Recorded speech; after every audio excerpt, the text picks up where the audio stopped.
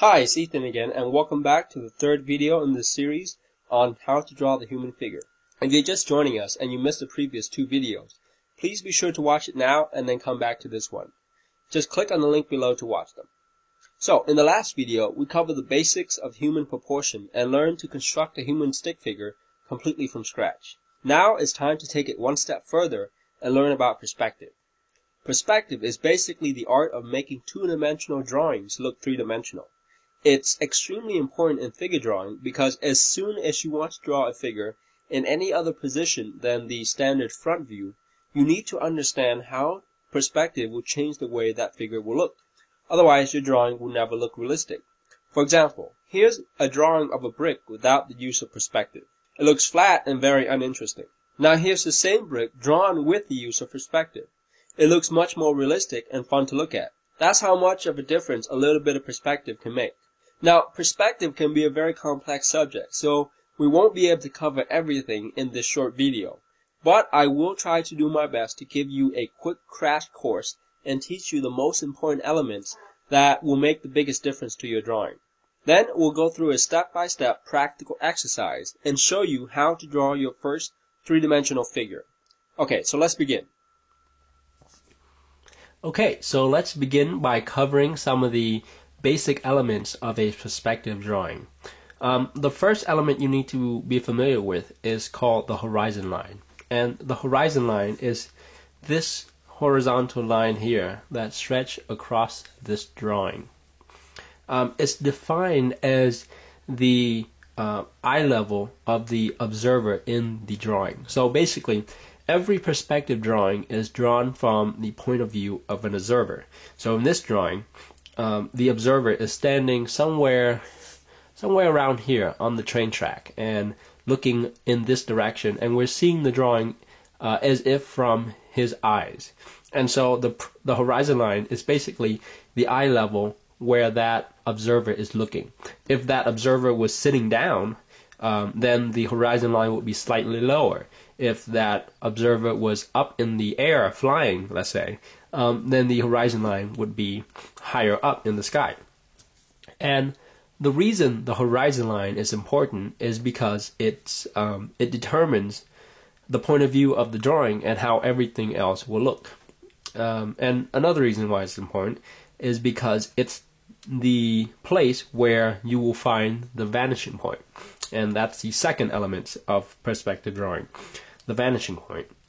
The vanishing point would be this point right here, okay, this tiny dot, and it's called a vanishing point because it's the point where everything in the drawing seems to disappear to.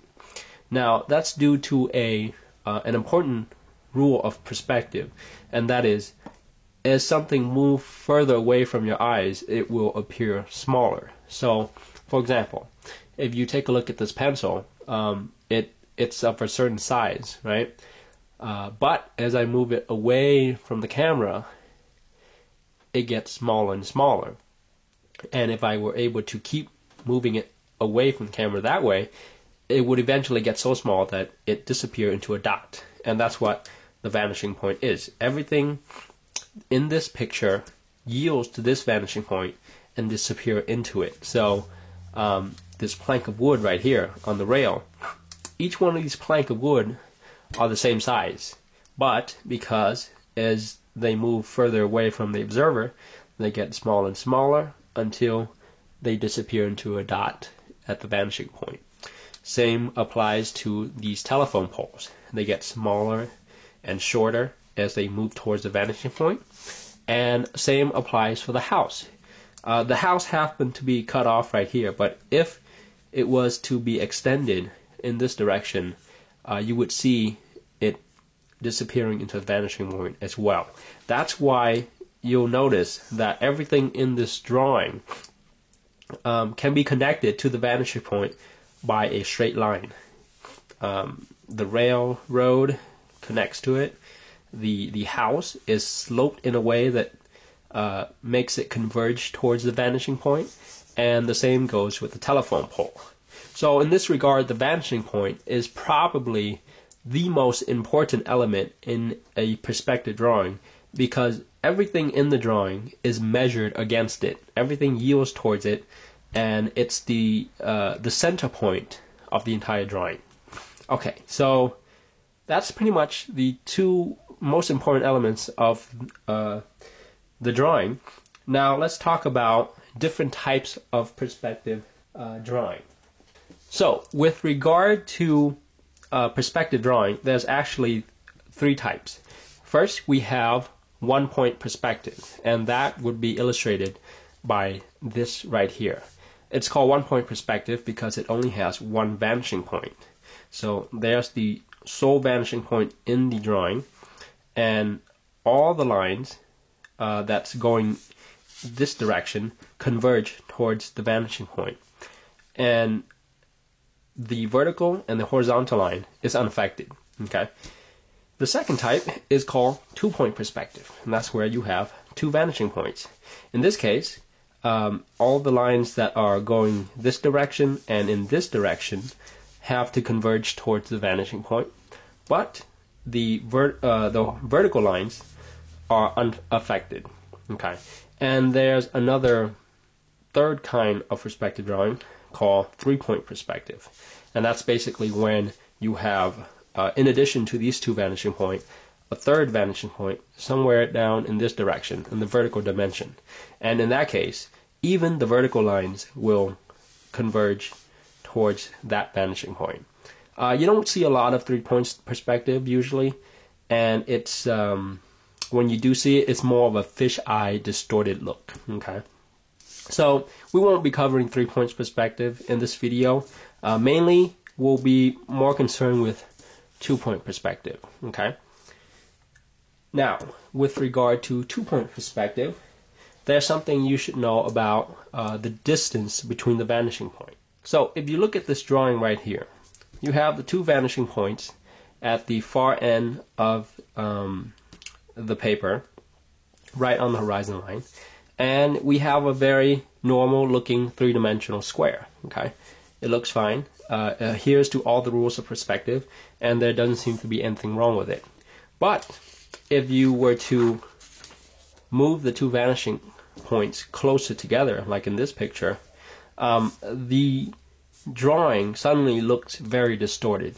Even though it technically is correct and it's following all the rules of perspective, because the two vanishing points are so close together, it causes it to look very distorted, as if you're looking at it through a fisheye lens. So if you ever find yourself drawing perspective and you're wondering why your drawing looks weird and you can't figure out what you're doing wrong, it's most likely because you're setting the two vanishing points too close together. That's a very common mistake that that has a very easy fix. So when I'm drawing perspective, I always like to set my vanishing points as far away on the paper as possible.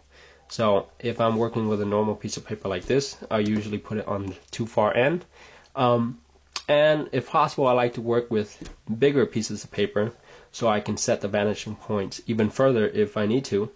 And sometimes the situation might cause for you to actually put the vanishing point off the paper. So you need it to be so far away that you can't even put the vanishing point on the piece of paper. And in that case, you just have to, imagine where it is and try to keep all the lines accurate to that point. Okay, so that's pretty much all there is to perspective that you need to know right now. Of course, there's a lot more to it, but that should give you a quick crash course so you can get started drawing perspective. Now that you've learned the basic, let's go through a basic exercise to help you apply all these knowledge. Okay, so before we apply all the things we learn about perspective to drawing the human figure, we need to first get used to working with perspective by drawing simpler objects. So in this exercise, I'm going to show you how to take this two-dimensional flat-looking object of three spheres stacked on top of each other and show you how to apply perspective to it to make it look three-dimensional like this. And we'll do that by enclose it into a box like this so that we can break the whole process down into a more step-by-step procedure, and also so you can practice being able to draw a three-dimensional object in perspective. Okay, so take out your pencil, paper, and a ruler, and let's start drawing. So the first step is to draw in the horizon line. I'm going to put my horizon right here. And once you have your horizon line drawn in, just pick 2 points to be your vanishing points. I'm going to pick the 2 points at the very far end of the paper so they can be as far away as possible. So once you have your vanishing point, simply take your ruler, and we're going to create the first vertical line, and this line will represent the corner of the box that is closest to us. So I'm just going to put it right here. So this box won't be evenly tilted. It's going to be one side of it will be more visible than the other. Okay, I'm just going to measure about 1.5 inches down from the horizon line, and I'll put in a 4-inch line. Okay. So once you draw on the line, take the top corner of the line and the bottom corner and connect it to this vanishing point. Let's call it vanishing point A, with 2 straight lines, and then do it again for vanishing point B on this side.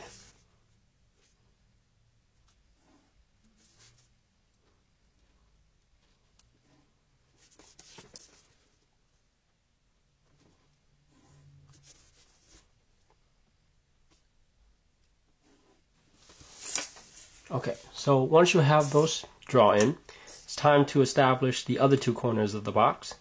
So we're going to draw one vertical line on this side that connects this line with this line, and then over here I'm going to make it slightly wider of a space, because like I said, we're going to see more of this side of the box than this side. And remember, in 2-point perspective, the vertical lines are ineffective, so we're just going to draw it straight up and down. Okay, so now that you have these 2 vertical lines in, we're going to have 4 intersections, 4 points of intersections right there. Next, you want to connect this point to vanishing point A, this point to A, and these 2 points to point B using straight lines.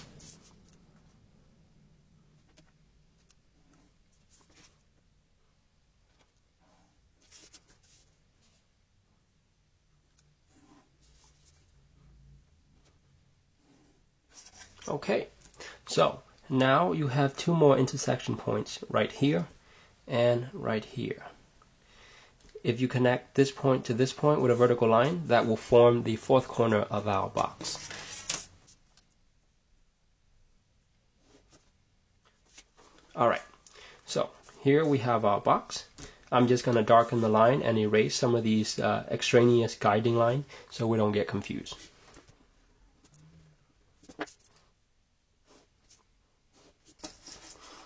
Okay, so now let's divide this box into 3 equal boxes. First, by dividing this corner into 3 equal segments. So we're going to take our ruler, measure it, and then divide it into 3.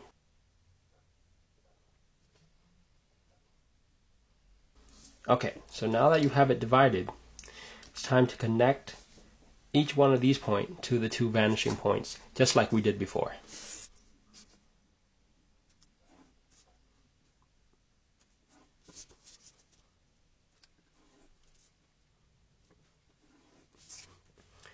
Okay, so now we have 4 more intersection points, just like in the beginning. You'll notice we're pretty much just repeating the same process when we created this bigger box, except we're doing a smaller box right in the middle. But we're going through the exact same steps. So we have these 4 intersection points. Now connect these 2 points to vanishing point A and these 2 to vanishing point B.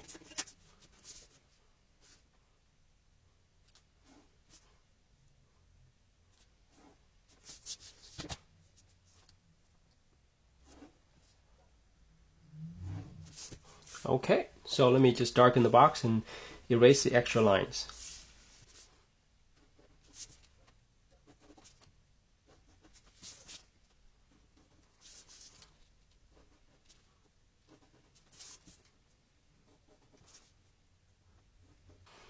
Alright, so now we're going to draw in a sphere into each one of these boxes. But before we do that, let's mark out these different planes so that we have a better idea of where they are to make it easier for us to draw it in.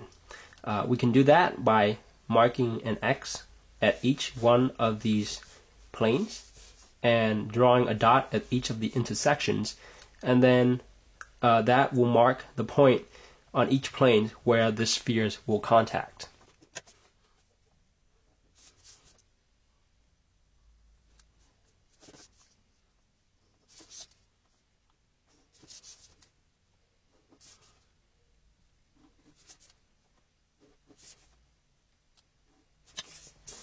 Alright, so all these X's form these 4 intersections points down the box, and if we did all our measurements correctly, these 4 dots should line up. Yep, and they do. Okay, so at this point, notice how this box is in perfect perspective. You can see the top plane, and then as you move down, you see more and more of it. And when you're at the bottom, you can see almost all of the plane. Just by following these 2 simple rules of yielding every line to these 2 perspectives, we were able to draw this 3-dimensional object that conformed to every rule of realism. Alright, so now it's time to draw in the spheres. So to draw in the spheres, I will be using these circle templates. If you have them, go ahead and use them. If you don't, you can use a circular objects that you can trace around, or simply draw in the circles by hand. I like to use these templates because it keeps the drawing cleaner so that you can see it better. When you draw in the circles, now in this example, in the 2-dimensional shape, we're basically looking at these circles directly. So the horizontal line, the horizon line will be right here. That's why we're not seeing it in perspective. But here, the horizon line has moved above the object, and so we're looking at it from above.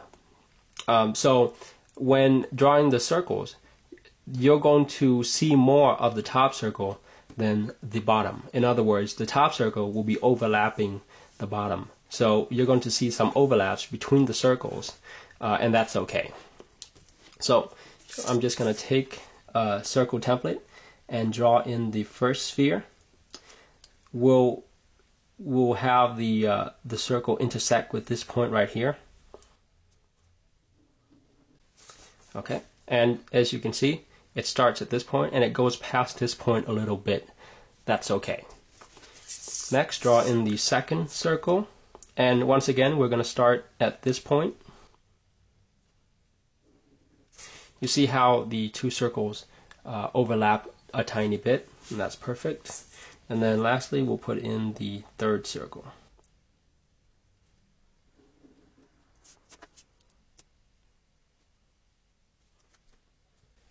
Alright, so let me darken it, and I'll take out the line where they overlap so you can see how it actually looks.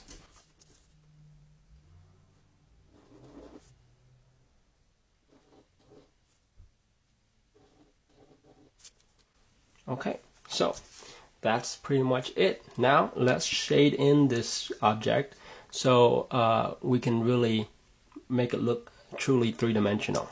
I'm going to pick a light source, and let's pretend that the light source is right here and it's shining light down this direction.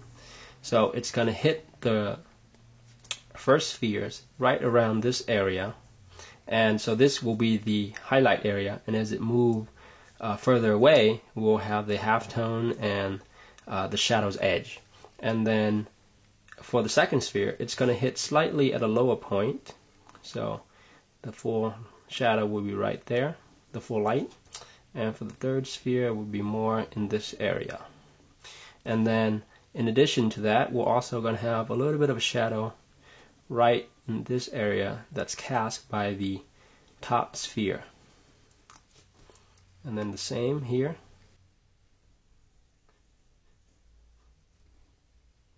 So I'm just going to fill in the tone, and then we'll come back and blend it with a tortillon.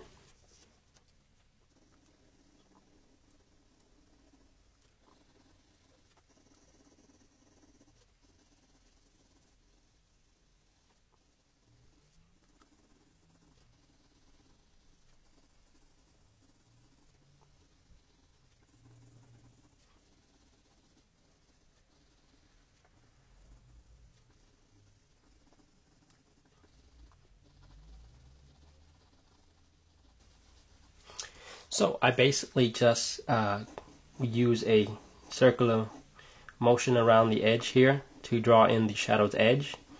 That's the darkest part of the shade.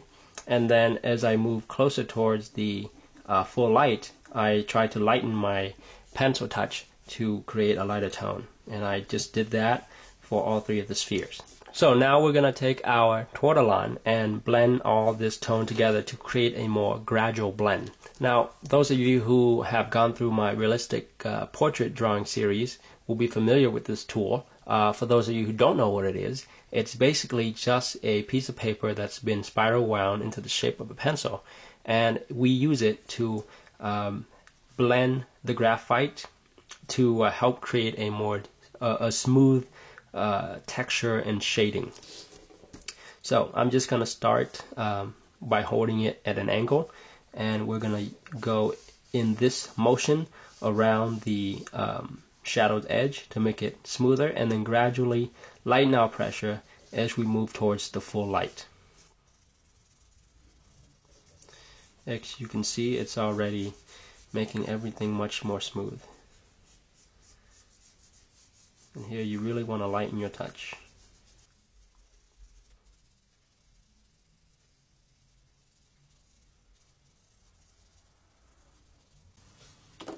And I'm going to darken the shadow here underneath the sphere. We want this to be the darkest tone in the drawing. And just blend it a little bit.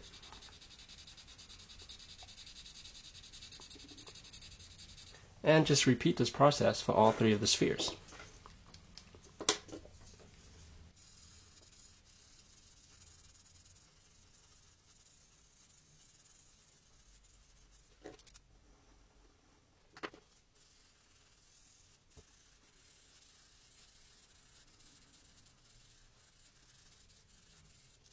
Okay, so there you have it. We just drew our first three-dimensional object in perspective.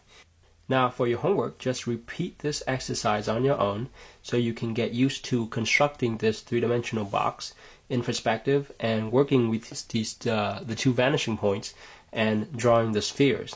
And this should help you to really internalize all the rules of perspective drawing that we just talked about today. So now that you know the basic rules of perspective, you'll be able to transfer this knowledge into your figure drawing and create more dynamic and interesting work, which is exactly what we're going to do in tomorrow's lesson. I'm going to walk you through step by step how to apply what you just learned in this video to draw a three-dimensional human figure. So be sure to check your email inbox for that lesson from me tomorrow. Now, if you're watching this and you aren't subscribed to my free newsletter yet, be sure to do that now so you won't miss out on future lessons. It's completely free and only take 30 seconds. Just go to mydrawingtutorials.com/figure, or you can just click on the link below this video and enter your email into the new page. And finally, if you like this video, please let me know by hitting that like button and leaving a comment below. And also, please share this lesson with your friends on Facebook, Twitter, and Google+ by using the sharing buttons on this page. So once again, this is Ethan from mydrawingtutorials.com. Thank you for watching, and I'll see you tomorrow.